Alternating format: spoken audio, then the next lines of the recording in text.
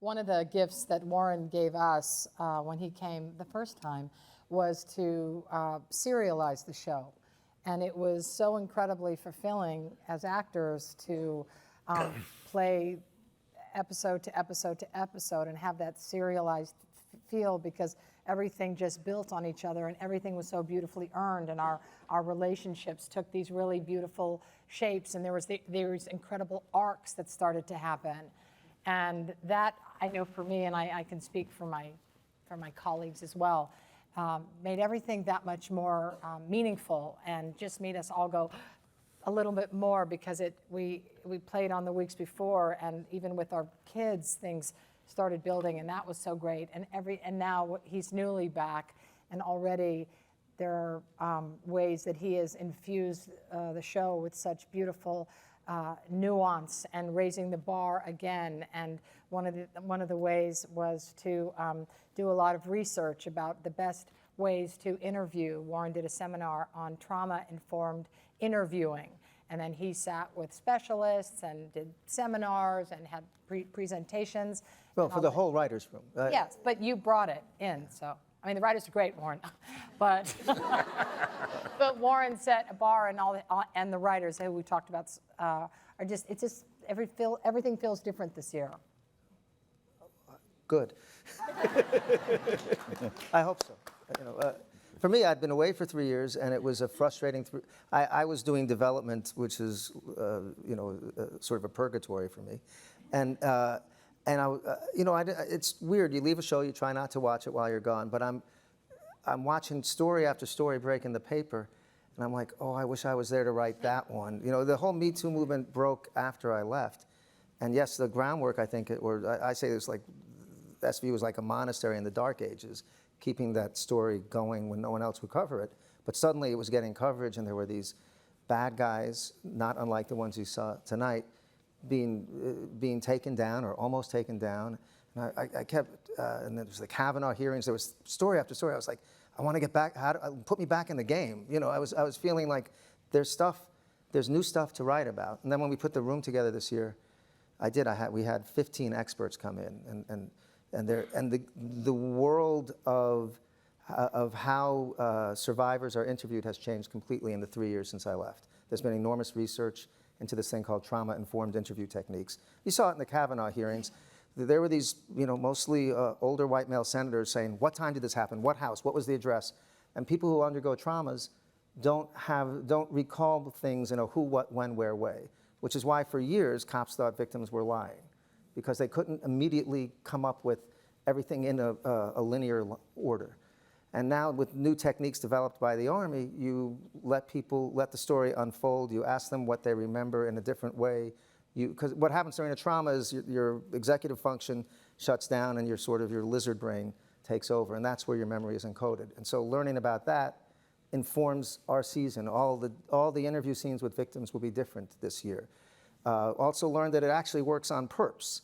You know, that just yelling at perps doesn't really, it's good drama, but it doesn't work at all. So you'll see episode 2 is, we put all of that information into effect. Ariel Winter comes to us, and Ariel too has gone through a horrible night, doesn't remember any of it because of the drugs and everything that she did that night before things went bad. And Olivia and the team's mission is to try to get her to recover her memory. Different kind of episode than we would have written 3 years ago. So to me, what brought me back was the sense that this world is as important as it's ever, more important than it's ever been. It's getting the light it deserves, and things are changing in it, and that's great to write about. Well, y'all saw the episode. They just saw it. Yeah. I'm not spoiling anything, don't worry. I've been trying not to say that neither. No tweeting about it. Right. Right. No tweet. It's already out. And I have a different attitude towards spoilers. It's like you go to the movies, and the trailer has every good scene in the movie. Yeah. And people go anyway. So There you go. it doesn't really spoil anything. That, you know, if they're going to watch, they're going to watch. I'm not going to watch that. I know what happens. It doesn't happen. So if it's a good promo, I'll take it. Take the whole episode away. Oh, that looks good. I think I'll watch that one. But you're the boss, so you can spoil it. I'm not trying to spoil it. I see you spoiled everything. What did I do? What did I I spoiled everything that's a secret on our show. You tweet it.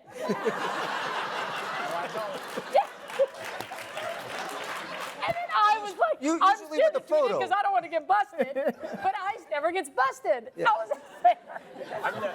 I've never tweeted a spoiler. Well, after you tweet it, it's not a spoiler.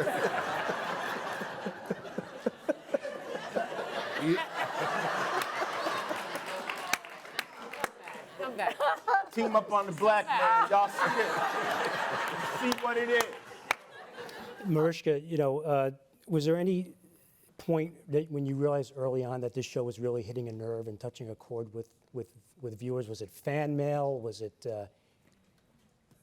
people on the internet? I mean, how do you gauge the? There was no. Oh, there was no internet back then. Are you kidding? Carry a pigeon. The little gerbil running on the wheel. Right? Yes. The vacuum tubes. When I guess the question is when did you realize that that this show was really hitting a nerve with viewers? Well, as I said, I would say very early on with the fan mail. I think immediately, as I said, I was getting a different kind of response. I had been on ER, which was a very popular show, and it was a show that obviously was extremely recognizable. But people were like, "Oh my God, you're on ER! I love that show!" Just the general fun fan excitement of recognition, and I watched that show and it's fantastic. It was one of the best shows, on TV. It was the best show that I'd ever been on until you.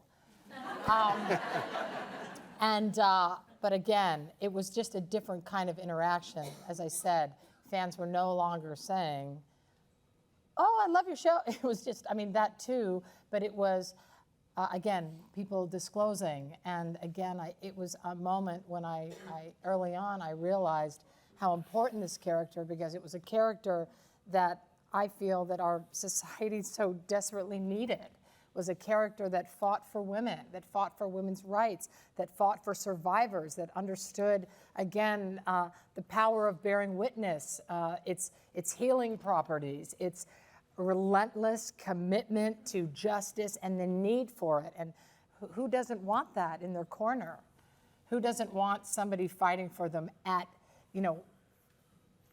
there was nothing there was no stopping her or any of the detectives. And I think that's what makes our show so different, is that that these detectives they get it. They're respectful, they're empathic, they're compassionate, they will get it and fight for you. And and again, to deal with the survivor with the respect that they deserve is something that is not always the case in law enforcement, unfortunately. And so in that way, it's been a beautiful education. And again, knowing that we were raising these voices and giving voices to women and men who had historically felt extremely isolated and had shame when the shame belonged on the perpetrator. This show was so balancing to so many people. So again, so early, I knew early this was a different kind of show from a different kind of interaction.